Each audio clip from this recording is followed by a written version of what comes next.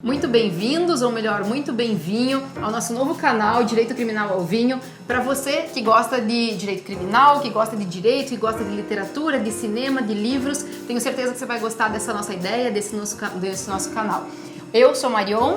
Eu sou Michel, a gente vai ter aqui Unindo o Útil ao Agradável. Excelente conversa sobre direito criminal, um excelente convidado sempre com um tema interessante e muito vinho pra gente compartilhar sempre um bom papo com vocês. E hoje a gente vai ter um convidado muito especial, que é o professor Rodrigo Chemin, falando sobre o tema do momento. Mãos limpas e Lava Jato. Rodrigo Chemin vem aqui na Gabo Livros e Vinhos com a gente e aí a gente vai conversar com o professor Rodrigo Chemin, a gente vai trazer tudo sobre as comparações entre as mãos limpas e a Lava Jato e o professor Rodrigo também vai falar um pouquinho da vida dele, vai falar um pouquinho da paixão sobre os vinhos, então vai ter aqui um bom papo. Um brinde! E vamos lá!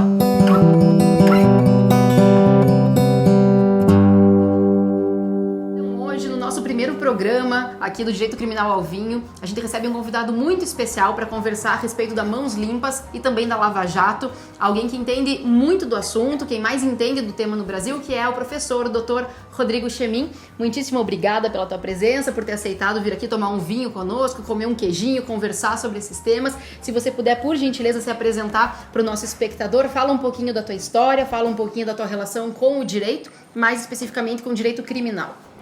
Bom, para mim é um prazer poder participar desse programa, poder inaugurar esse projeto com o Michel e com a Marion, que são dois grandes amigos, dois grandes juristas, um dos maiores importantes advogados aqui do Estado, né? E é uma satisfação poder, enfim, inaugurar esse modelo novo que combina direito criminal com vinho, dois assuntos que são interessam muito apaixonantes, né?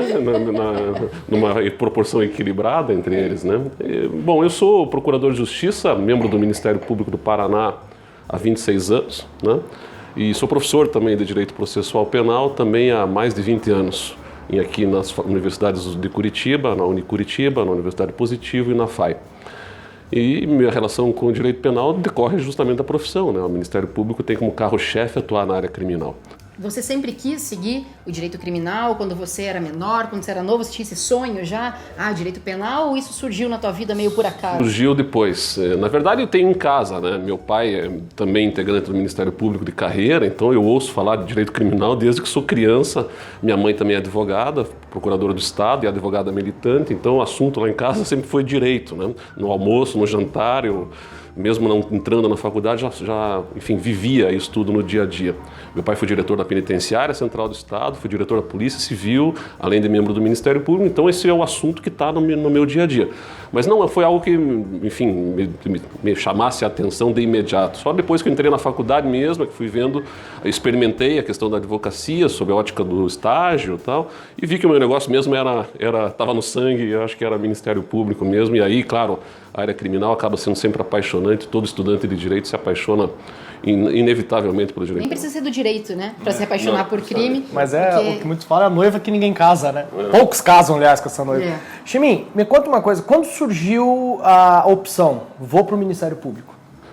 Surgiu durante a faculdade. Na faculdade. Na faculdade mesmo, que eu experimentei essas outras opções e acabei vendo que o meu caminho era o Ministério Público. E logo que me formei já fiz concurso. Na época não tinha ainda, como é hoje, né, 3 anos de atividade jurídica, então eu com 24 anos era promotor já, jogado aos leões lá no interior do estado.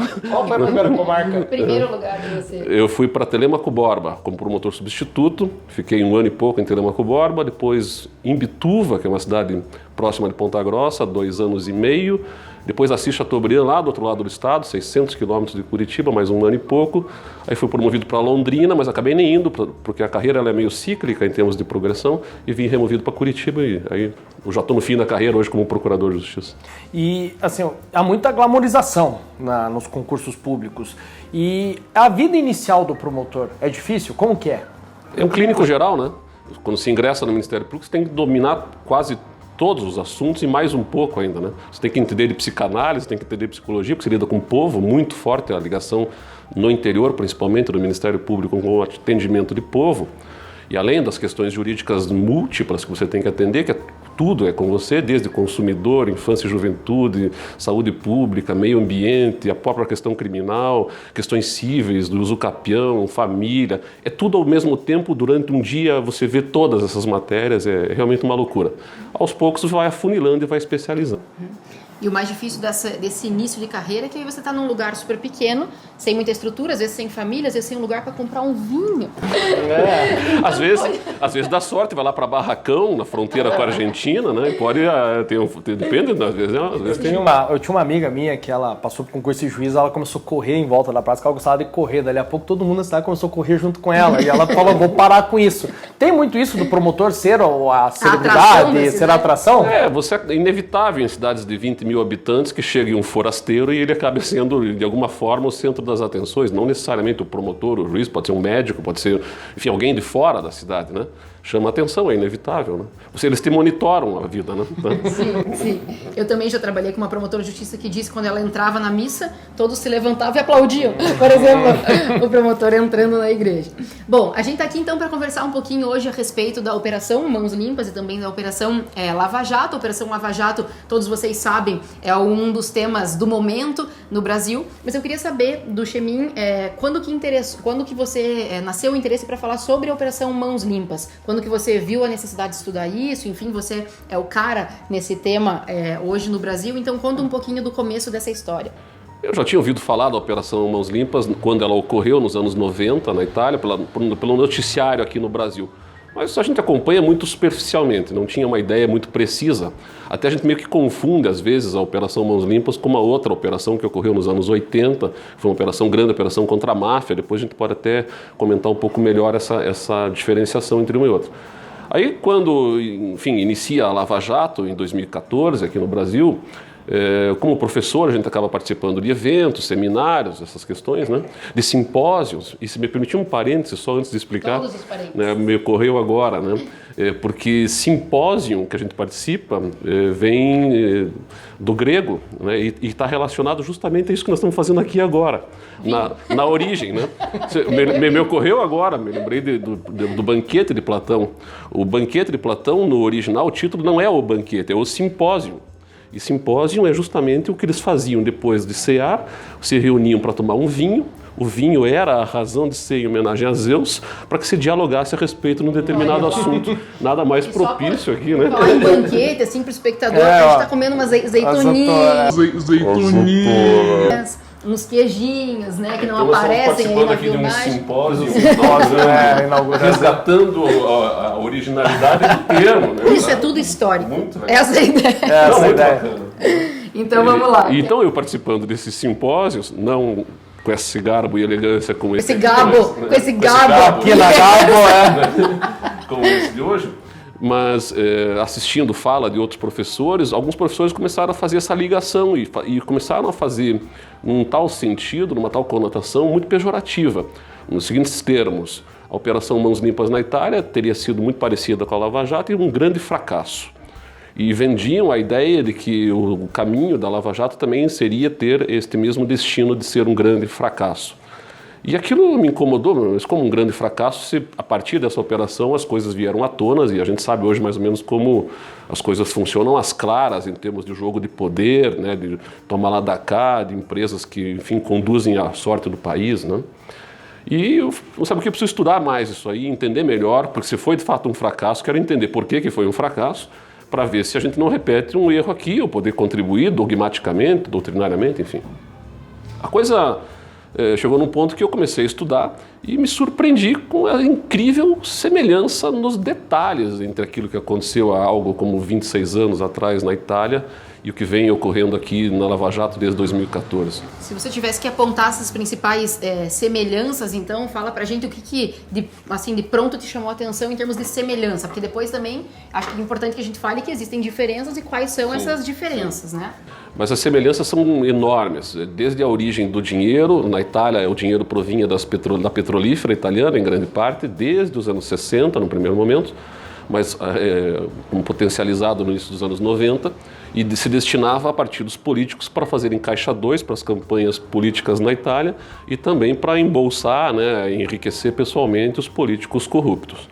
Em boa parte ele provinha do ente estatal de hidrocarbonetos na Itália, Ente Nacional de Hidrocarbonetos, que é a Petrobras italiana, e de uma outra parte ele provinha das empreiteiras, que superfaturavam obras e, curiosamente e coincidentemente, superfaturaram inclusive os estádios da Copa do Mundo de 1990 na Itália.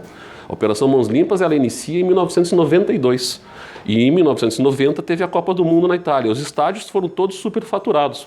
O estádio de San Siro, em Milão, que foi reformado, custou o equivalente a 3 vezes o estádio do Barcelona, por exemplo, na Espanha. O estádio de Turim ele foi construído do chão, do zero, para algo como 60 mil pessoas. Realizaram 5 jogos nesse estádio. Ele já foi demolido. Foi construído hoje é o estádio da Juventus, onde joga o Cristiano Ronaldo, né, para os nossos ouvintes se localizarem, né? E o Estado italiano segue pagando aquele primeiro estádio ainda. Já destruído, então, e que serviu para 5 jogos. Então o dinheiro ele tem a mesma fonte, né, muito similar à nossa situação aqui. O destino também é o mesmo. Bom, a mecânica de investigação foi exatamente a mesma. Utilizaram-se muito das colaborações premiadas, né? Que uma vez que se inaugura, gera um efeito dominó e elas passam a vir em profusão. Então o método de investigação foi igual. Utilizaram também as reações da classe política, as teses que os advogados usaram foram exatamente as mesmas teses que os advogados usaram aqui, de atacar a colaboração premiada com o argumento de que ela equivaleria a uma tortura psicológica, que estavam usando muito prisões preventivas para forçar acordos de colaboração, mesmas teses. Reação da classe política idêntica, inclusive nas frases, assim, os políticos usavam frases lá que a gente ouve de novo aqui, 26 anos depois, como estão querendo criminalizar a política, isso é um golpe do poder judiciário. Esse discurso é um discurso que ocorreu na Itália há 26 anos. Então, é tudo muito, muito, muito parecido e isso realmente me causou assim, até um espanto no começo, né? Chimim, as pessoas elas costumam confundir, porque aqui no Brasil é muito famosa a história do Giovanni Falcone, aquele juiz lá que estava na Sicília, explodiram o carro dele, né? E uma coisa que me chamou a atenção aqui, a gente conversando antes, que eu estive em Nápoles no metade do ano passado, e Nápoles é uma cidade, para quem já foi, cheia de lixo.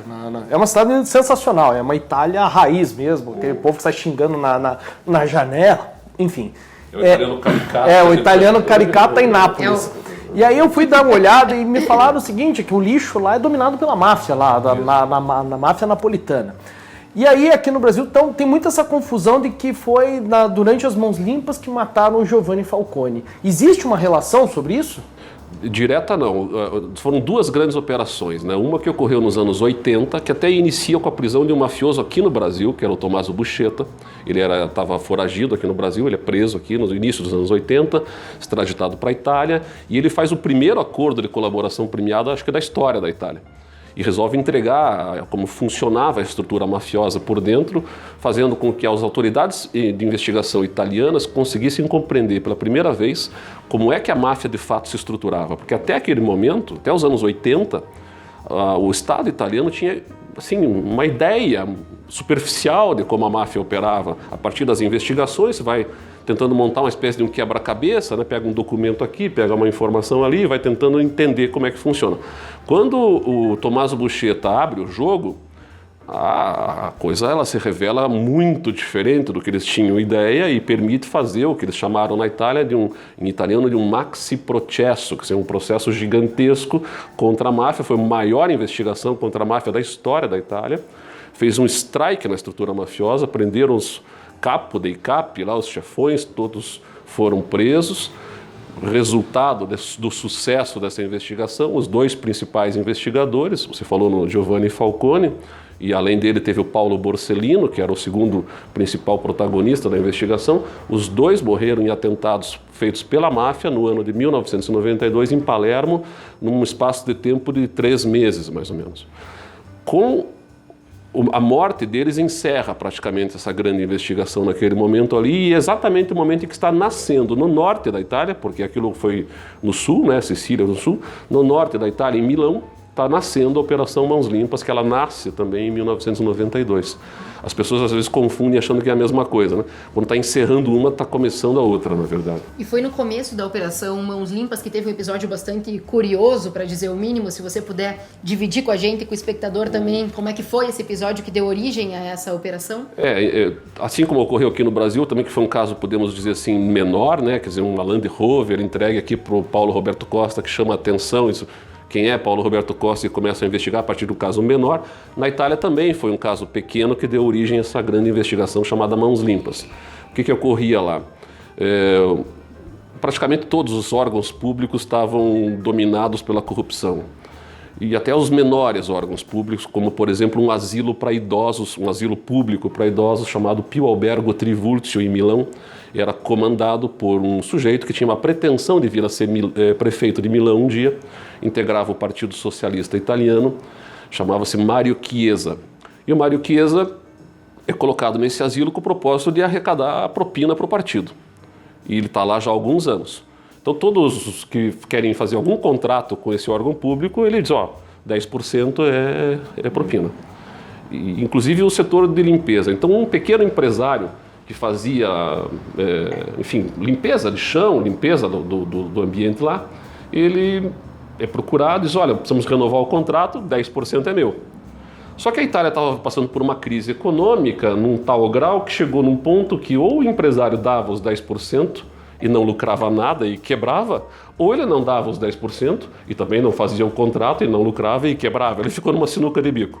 Então ele procura o Ministério Público italiano e um procurador chamado Antonio Di Pietro e conta essa situação. Olha, estou sendo extorquido, não aguento mais, eu tenho que pagar propina. Eles põem uma escuta nesse empresário, ele vai junto com o Antonio Di Pietro, junto com o capitão Zuliani, que foi auxiliando a operação, e eles prendem em flagrante o Mário Chiesa no momento em que ele está recebendo então a propina, que era uma propina que equivale hoje a 3 mil euros. Seria o que? Algo como 15 mil reais, nem é assim tanto dinheiro, né? Preso em flagrante, as notas estavam todas assinadas, ele tenta dizer, não, esse dinheiro é meu, tal, não, esse dinheiro está assinado, não tem como negar, tal. E ele realmente vê que não tinha escapatória, fica incomodado, pede licença, escuta, posso pelo menos ir ao banheiro, porque eu fiquei agora... No último ato. Incomodado com essa situação toda antes de... Deu uma dor de barriga.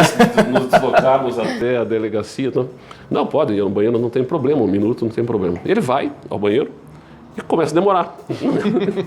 E aí bate na porta e nada. No que percebem que alguma coisa está acontecendo de errado, eles arrombam a porta e eles surpreendem um sujeito lá dentro rasgando notas de dinheiro que ele havia recebido de uma outra propina que ele tinha recebido meia hora antes, jogando no vaso sanitário.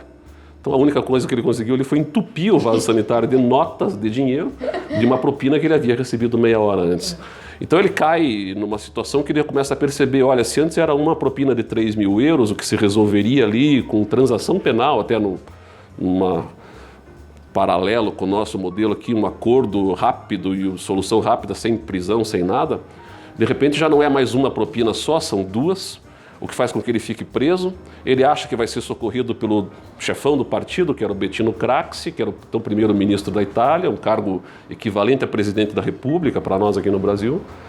No entanto, estava havendo eleição na Itália, o Bettino Craxi se antecipa a qualquer cobrança que pudesse vir em direção a ele e diz, olha, estou surpreso que algum membro do partido possa ser preso em flagrante com propina, isto nunca ocorreu em 50 anos de história do partido.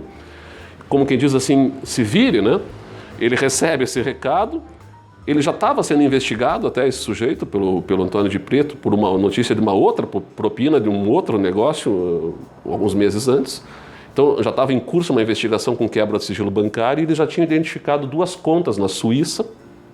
Então rapidamente se localiza um montante bastante expressivo de dinheiro em contas na Suíça e aí o investigador chega para ele, essas contas tinham nomes de marcas de água mineral, Levissima e Fiugi, marcas de água italiana. Ele chega para o Mário Chiesa que está preso e diz, acabou a água mineral. Talvez vinho tivéssemos, mas água mineral acabou. Em vinho acho que está na hora de abastecer um pouco aqui.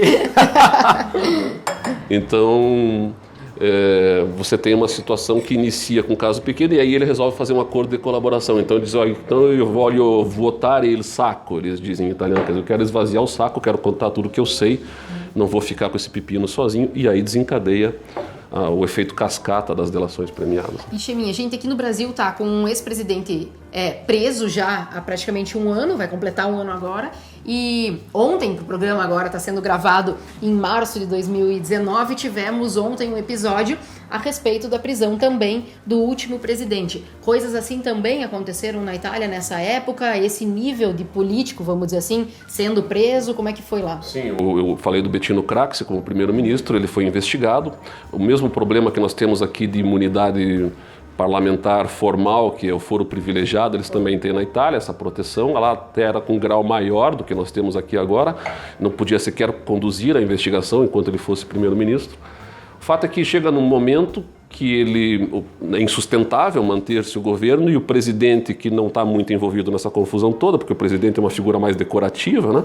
Ele dissolve o parlamento, o Bettino Craxi perde o cargo de primeiro-ministro e de parlamentar, e porque perde, fica então quase que muito claro que vai se encaminhar uma situação de prisão em relação a ele, dado que já havia muita informação de corrupção envolvendo a pessoa dele.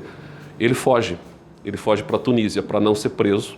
Então o que tem de diferente em relação aos nossos casos aqui específicos, né, é que ele não ficou para enfrentar. Se ficasse para enfrentar, seria preso. Rodrigo, outra coisa que eu queria perguntar, você falou aqui do Bettino Craxi e ele era um líder tão popular assim na Itália quanto foi Luiz Inácio Lula da Silva? Como foi a reação italiana quando a Operação Mãos Limpas estava chegando próxima dele e ele fugiu? Qual foi a reação lá na Itália?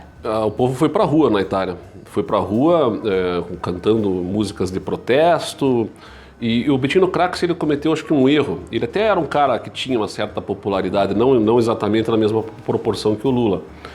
Mas o erro que ele comete é quando ele vai ao parlamento italiano e, na ideia de querer transferir responsabilidade para todos e diluir uma responsabilidade, dizer assim, todos fazemos a mesma coisa, então vamos nos dar as mãos e resolver isso aqui entre nós, uma saída política, ele faz um discurso, ele levanta no parlamento italiano e diz, olha, ninguém aqui nesta sala pode dizer que não sabia como as coisas aconteciam, ninguém aqui nesta sala pode dizer que não fez a mesma coisa que estão me acusando de ter feito e tal. E o silêncio foi geral no parlamento.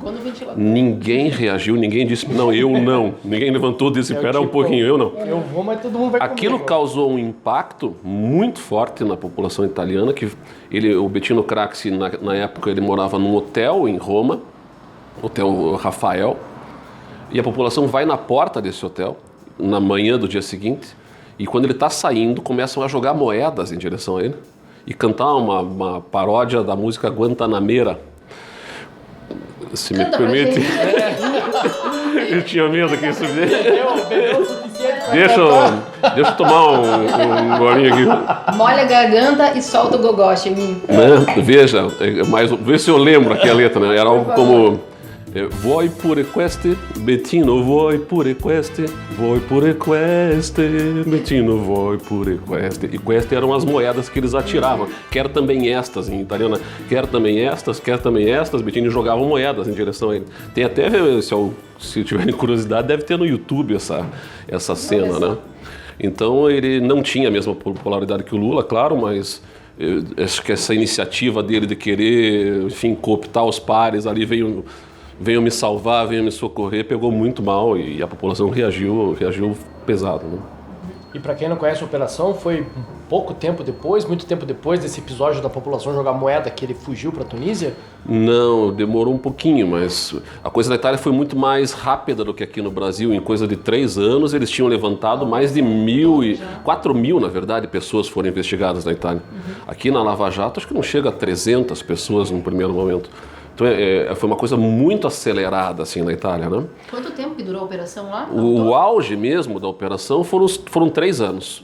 Depois, claro, tem os processos, aí é mais moroso, perde um pouco o ritmo, mas investigação mesmo, 3 anos. E Chemin, e os críticos da Mãos Limpas lá na Itália, Por que eles dizem que a operação foi um fracasso de uma maneira mais... Quais foram os resultados assim, que podem ser ditos negativos? Então, quando se dilui toda a classe política dominante, que está toda ela envolvida, cria-se um certo vácuo de poder. E quem se aproveita desse vácuo de poder é um sujeito chamado Silvio Berlusconi, que se vendeu como uma espécie de um estranho à política, alguém de fora, né? Diferente, estavam acostumados. Só que ele era alguém que já estava envolvido em investigações. Ele era dono, ainda, né? Dono de redes de televisão na Itália, de jornais. Ele é dono do Milan também, não é? Dono do Milan Futebol Clube. Não sei se ainda é, mas era na época, né? E ele é uma espécie de mistura de Silvio Santos com Roberto Marinho, assim, para o novo ouvinte ter uma ideia, né? Só que ele estava envolvido com várias investigações da natureza criminosa, a ponto dele mesmo depois, algum tempo depois, assumir que ele só foi para a política para se livrar de ser preso, para ganhar a imunidade parlamentar, ganhar o foro privilegiado e não ser preso. E fica evidente isso porque quando ele assume, ele começa a fazer uma série de alterações legislativas na Itália que vão neutralizar todas as investigações que haviam ocorrido antes, a ponto de elas se esvaziarem quase por completo. Só para ter uma ideia, no primeiro momento, em primeiro grau de jurisdição, gerou 95% de condenação os processos criminais contra os envolvidos na Mãos Limpas da Itália. A maioria dos processos não chegou no fim porque as alterações legislativas, primeiro, descriminalizaram algumas condutas, quer dizer, condutas que eram crime deixaram de ser.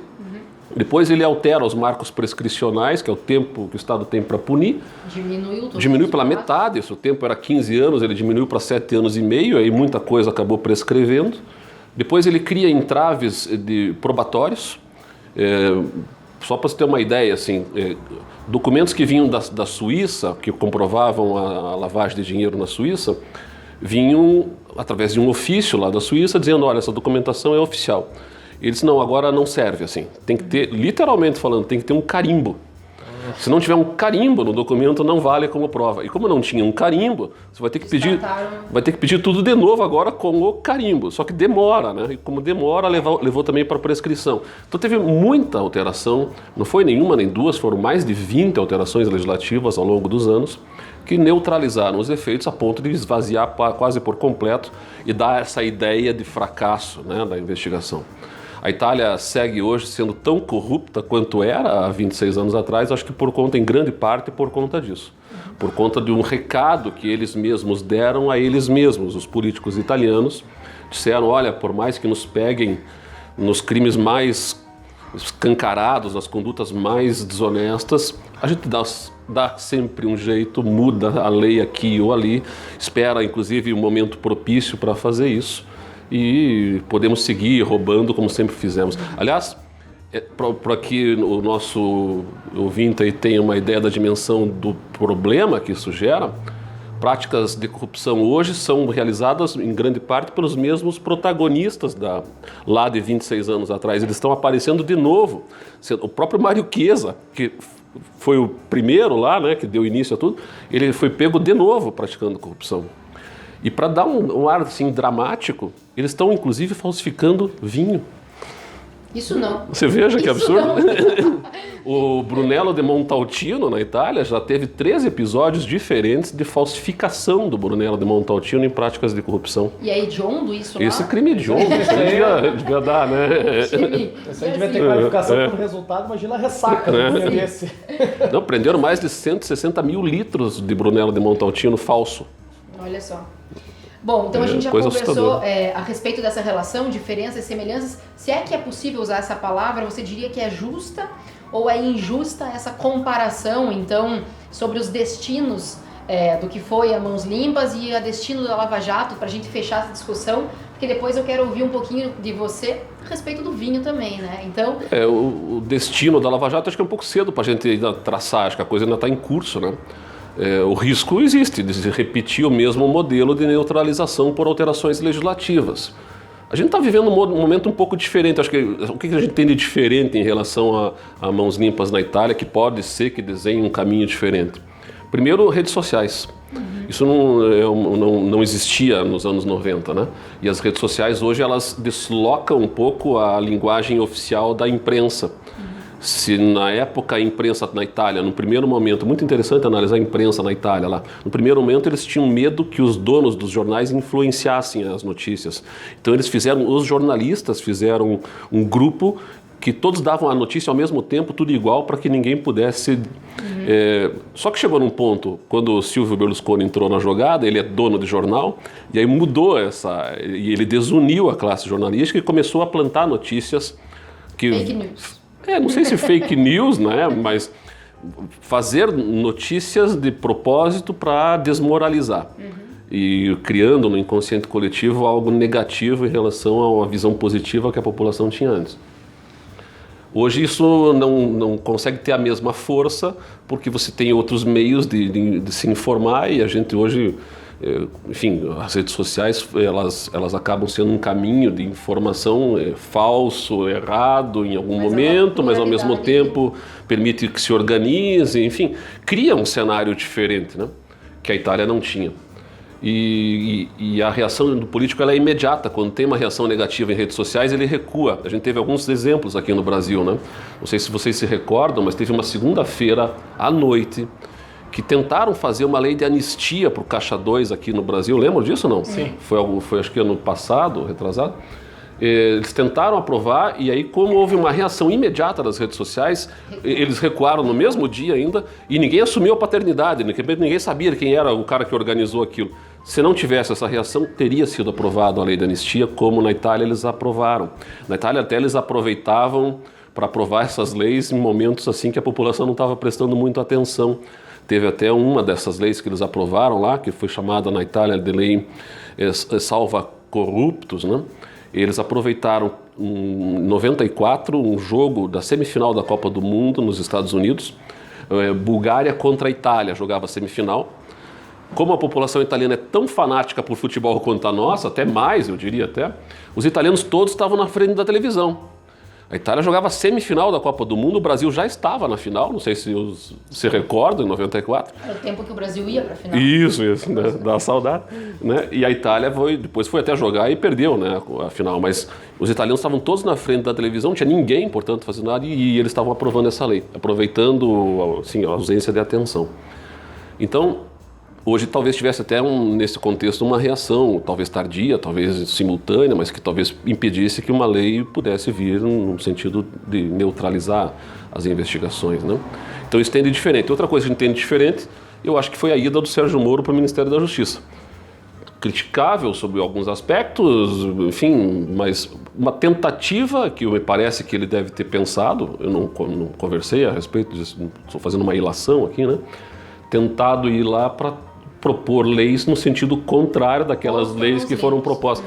Então, quase que um movimento dizer assim, se o seu problema é a alteração legislativa que vem depois que se esvazia um pouco a atenção da população em relação à investigação, que tem alguém cutucando lá, pelo menos, para que a discussão ela seja no caminho diferente, não naquele caminho que a Itália trilhou.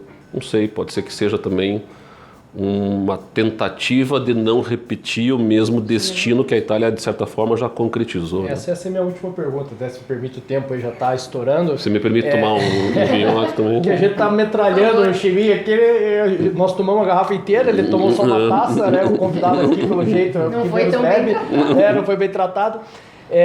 Então, até porque o Sérgio Moro é muito claro a influência do estudo que ele fez sobre a Operação Mãos Limpas nas atitudes dele. Ele tem até artigo publicado sobre isso, etc. Então, é possível se afirmar aqui, a gente está falando em ilação, que fica muito claro aqui que ele, quando ele assumiu o ministério, ele falou: estou cansado de tomar bola nas costas. Ele declarou algo nesse sentido. Então, provavelmente, uma das coisas que influenciou ele ir ao ministério, na tua visão, é o fato do que aconteceu lá nas Mãos Limpas. É a única explicação que eu encontro. Porque um sujeito que larga uma carreira da magistratura com garantias de estabilidade, de aposentadoria, abre mão disso tudo, depois de 20 anos de atividade de magistrado, né? E meio que se aventura numa seara que é mais política do que técnica, porque ele tem, de fato, um propósito diferente. Alguém poderia dizer... diga que ele almeja... Sim, não, há quem diga não, isso também está claro, mas veja, ele poderia ficar na dele e dizer, ó, aceito ser nomeado ministro supremo daqui a 2 anos, mas por enquanto fico por aqui. Seria mais prudente. Talvez ele não tenha tido essa opção. Porque o cargo de ministro da Justiça é um pepino, né? Tudo que tem de problema no país passa por ali, né? Desde penitenciária fazendo rebelião até, enfim, criminalidade graçando, intervenções no Rio de Janeiro, e tudo que tem de problema no país, no âmbito criminal, passa por ali, né? Tá ótimo, agora eu quero saber do vinho, né? Afinal de contas, tô com a boca cheia. Vamos lá, então. Já que Não, estamos aqui tomando um A minha elegância Neurodávila. não resistiu ao primeiro episódio. Vamos lá. Doutor Rodrigo, se você puder contar pra gente, você já contou como que nasceu a tua relação de amor com o direito penal, se você puder contar como nasceu sua relação de amor com o vinho e como é que tá isso Eu acho hoje. que, sabe que eu não consigo me recordar assim exatamente quando é que comecei a tomar. Faz tempo. lá no interior, lá, quando eu É. era promotor, tinha vinho lá ou tinha, Putz, ou não sabe tinha só que, cerveja? sabe que no interior eu vou fazer uma confissão que talvez que não chegue lá, que não me ouçam, mas lá no interior tem muito vinho de colônia, né? E o vinho de colônia é doce, né? E eles vinham oferecer esse vinho de colônia, doutor, olha aqui, olha, pura uva, doutor, pura Não uva. era muito teu gosto. Não era exatamente assim, já o meu paladar já era um pouco mais refinado. Mas eu, claro, tomava sem nenhuma frescura. Mas eu não sei, acho que de família, minha família em parte é italiana, meu pai é italiano de origem e sempre tomou vinho. E a gente morou na Itália uma época, eu acho que isso também, o cotidiano da família tomando vinho, fez com que eu naturalmente encaminhasse, né, para tomar esse licor dos deuses aí. Né? E se você tivesse que eleger um vinho para indicar para quem está complicado, nos né? ouvindo, Uma indicação para o nosso Uma telespectador. Pra ele falar, Uma indicação arrogante e uma indicação Isso. da realidade. Quero um uma para uma para impressionar, Não. se o cara for pedir alguém namoro, e uma outra para o dia a dia. Não, eu estou me lembrando aqui de uma indicação arrogante, né, que não seria talvez para o nosso bolso, para o meu com certeza não.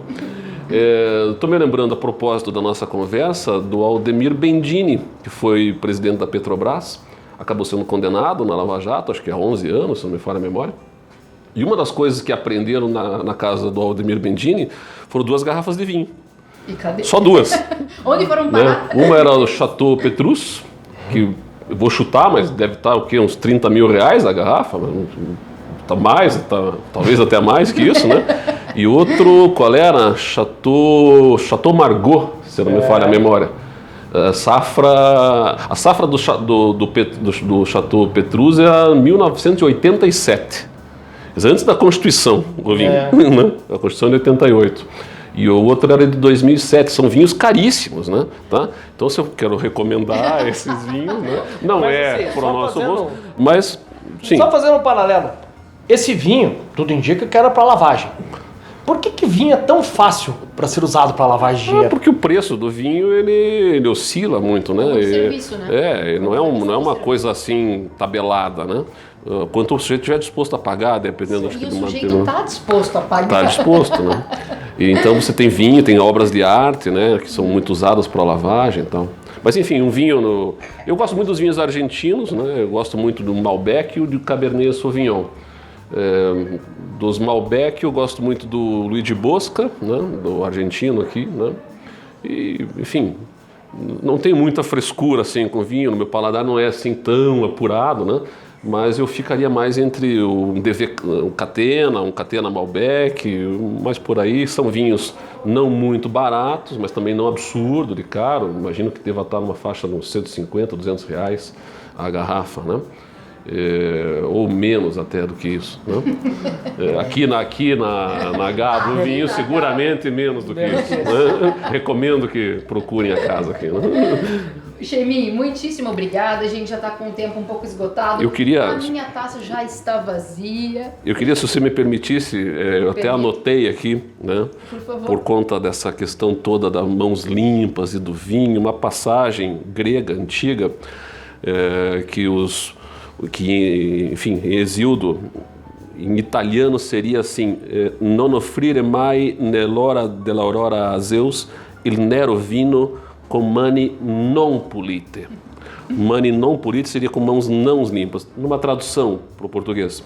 Nunca na aurora ofereça vinho ardente a Zeus sem lavar as mãos sem estar com as mãos limpas, nem a outros imortais, pois assim não te ouvem e cospem de volta tuas orações. Então as mãos limpas no trato da coisa pública é necessário, inclusive, para você tomar um bom vinho e não ser cuspido pelos deuses, né, em retorno. Bom. Com isso a gente encerra, não tem forma melhor de encerrar então o programa. Muitíssimo obrigada pela tua presença. Eu que agradeço. Obrigada por estar dividindo esse bom vinho. Esse conosco. simpósio aqui participando. Obrigada, Gemi. Legal, obrigado. Muito obrigada para você que estava aí com a gente. Espero que você tenha tomado um bom vinho enquanto escuta essa conversa também. Um beijo e até a próxima. Valeu, pessoal. Saúde. Valeu. Tchau, tchau.